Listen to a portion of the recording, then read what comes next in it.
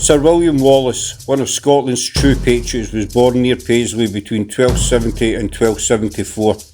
Son of a landowner, he went on to become a man who would have an entire nation behind him as he took on the might of a tyrant English king, Edward I, who declared himself ruler of Scotland in 1296 and sought to deprive the Scottish people of their freedom. Wallace was appointed Guardian of Scotland somewhere between the end of 1297 and February 1298, after he destroyed the English at Lanark and killed the sheriff. So began a war that would see the English brought to their knees several times until Wallace's capture and execution in 1305. We all know the Mel Gibson's Wallace from the hit movie Braveheart, but there was so much more to this incredible man. Paranormal History, in partnership with the Society of William Wallace and the expert guidance of CRA Entertainment, bring you the Wallace Trail.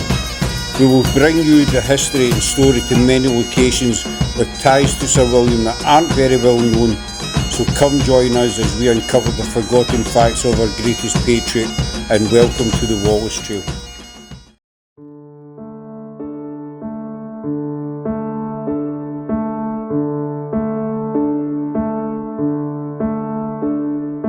Land of our fathers, we will always be faithful and loyal to our own country.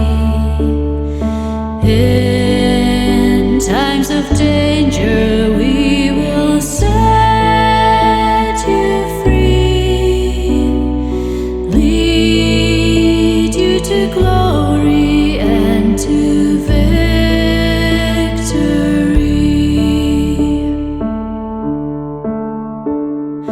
Gone is the past, let us start anew. Let this hope of peace always remain. Spirit of Scotia, be strong and true, then your children will smile again. Rise, Caledonia, let your voices ring in this Highland Cathedral of our God and King, whom joy and liberty to all will bring. Come, let your heart with love and courage sing. Lonely the exile or distant seas, the home of their birth, gone from their eyes. Bring back their souls o'er the ocean breeze to the land where their fathers lie. Rise, Caledonia, let your voices ring in this Highland Cathedral of our God and King, whom joy and liberty to all will bring. Come, let your heart with love and courage sing.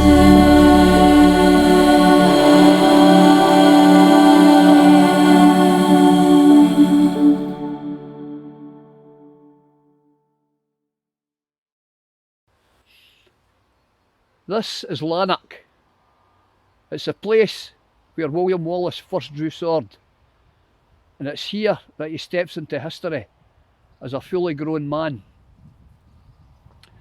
I'm standing here at St Kentigern's Church. Now, St Kentigern's was built in the 1180s, and it's here that William Wallace and his sweetheart Marion Braveheart are said to have got married. The door that I'm standing in here dates back to the 1180s, and it's this door that William Wallace would have walked through when he came here to worship. Marion was the daughter of Sir Hugh Braveheart. Sir Hugh was quite an important figure round about these parts, and he had a castle down in Lamington, which is a small hamlet about 15 miles from here. And it's quite possible that he gifted his townhouse in Lanark to Wallace and Marion as a family home. Some stories tell us that Marion had a daughter born of William Wallace.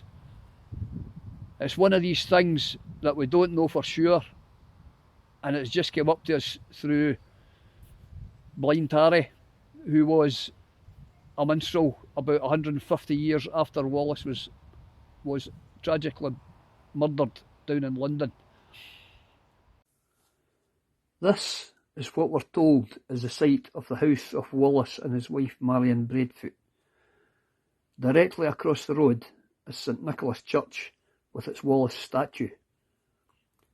Legend states that in May 1297, Wallace, with his good friend Sir John de Graham and a few of his men, left the church of St Kentigern's after worship and entered Lanark town through a port in the town wall. As they entered through the gate, some guards began to taunt Wallace, who at first ignored the taunts. But after one taunt about the priest of St Nicholas sleeping with Wallace's wife, Wallace exploded into action, drawing his sword and dispatching the guard.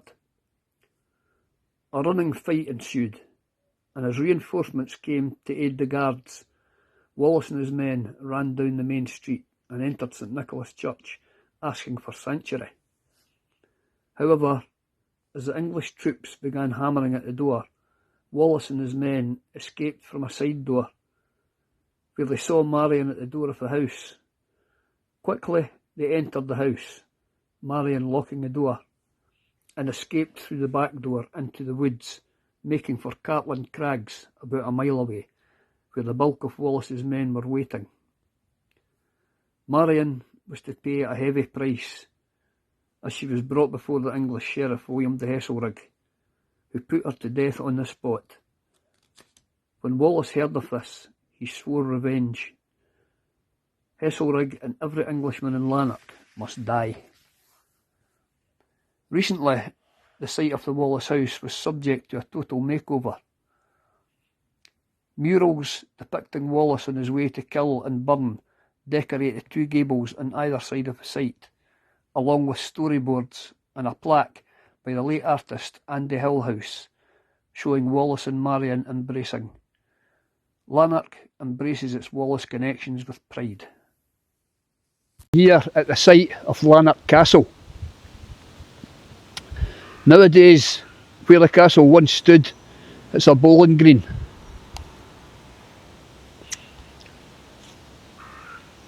Now, after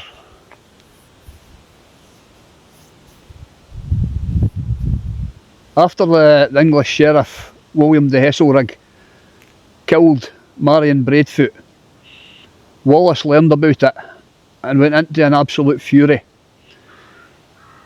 He was with his men, about 30 strong, out the Cartland Crags about a mile away down the road, and when he heard that Marion had been killed, he gathered his men and planned a night attack on the castle.